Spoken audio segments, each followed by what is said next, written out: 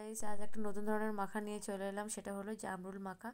আর আমি বাজারে গেছিলাম, বেশ কয়েকটা জামরুল কিনেছিলাম, কিন্তু জামরুলগুলো একদম না মিষ্টি না খেতে। সেই জন্য কী করবো ভাবছিলাম।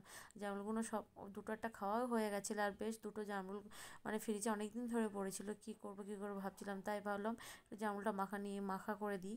আর যা এই গরমের সময় বলো, জামরুল মাখা খেতে তো ভালো লাগে। জামরুল মাখা না, বেশ সব মাখাই ভালো লাগে, টক টক ঝাল ঝাল এইসব খেতে তো বেশি ভালো লাগে এই গরমের সময়। সেই জন্য আমি জামরুলগুলো ধুয়ে বসে পড়লাম জামরুল মাখার জন্য। এবার এক এক করে আমি জামরুলগুলো দেখো পিস পিস করে মাখার জন্য কেটে নিচ্ছি। আর কে কে জামরুল মাখা খেয়েছো বা খেতে ভালোবাসো, আর আমি তো এই প্রথম বানাচ্ছি জামরুল মাখা। আমি কোনো দিন আগে জামরুল মাখা খাইনি, অন্য মাখা খেয়েছি কিন্তু জামরুল মাখা খাওয়া হয়নি কোনো দিনও।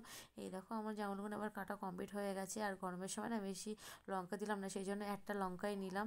এটা কাঁচি দিয়ে কুচকুচ করে লঙ্কাটা আমি কেটে নিলাম। আর কে কে কাঁচি দিয়ে লঙ্কা কাটো বলো, আমি কিন্তু কাঁচি দিয়েই লঙ্কা কাটি সব সময়ের জন্য, কারণ আমার ছুরি বা বটি দিয়ে আমি লঙ্কা কাটতে খুব ভয় করে। আর দেখো আমি এটা লঙ্কাটা কেটে নিলাম। এবার আমি একটু সামান্য লবণ দিলাম, যেহেতু আর আমি না ঘরের ব্যবহার করাই লবণই ব্যবহার করেছি। তোমরা যদি পারো বিট লবণ দিও, আমার কাছে বিট নুন ছিল না যেহেতু, সেই জন্য আর সামান্য একটু চিনিও দিয়ে দিলাম এর মধ্যে। আর তেঁতুল তো যাই না এর মধ্যে, সেই জন্য তেঁতুল আর দিলাম না। এবার আমি এটা ভালো করে লবণ চিনি দিয়ে দিয়েছি। এবার আমি ভালো করে এটা ঝাঁকানাকা করে মেখে নিচ্ছি। এবার আমার তো মাখতে মাখতেই গাল দিয়ে জল চলে আসছে, আর দেখো আমি কী হারে ঘামছি দেখো। এবার আমার মোটামুটি জামরুল মাখাটা কমপ্লিট হয়ে গেছে। এবার খাওয়া শুরু করে দিই।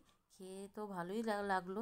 তোমরা এরকম ধরনের ভিডিও পাওয়ার জন্য আমার চ্যানেলটাকে সাবস্ক্রাইব করো, লাইক কমেন্ট শেয়ার করতে ভুলো না। আজকের ভিডিও এই পর্যন্ত। আর সবাই ভালো থেকো। আর আমার চ্যানেলটাকে সাবস্ক্রাইব করতে টাটা।